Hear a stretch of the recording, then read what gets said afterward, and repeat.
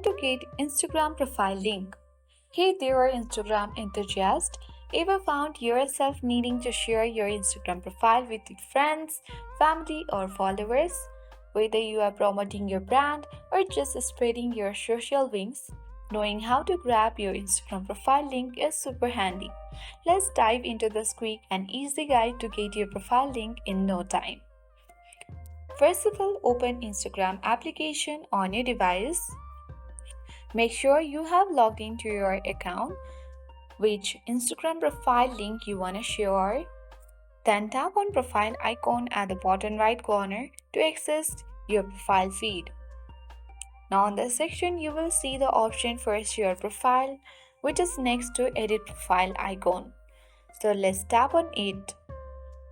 And here you will see different kinds of options to share your profile, whether you can tap on share profile and share the link of your profile through different kinds of media and platforms, the messenger chats, Facebook news feeds, Instagram feed, Viber, Gmail, WhatsApp, and many more. Or you can also scan your profile link of Instagram, copy the link, or download the link as well. So here are different ways you can choose anyone and easily get your Instagram link and share it to your friends and family. So that is how we do it.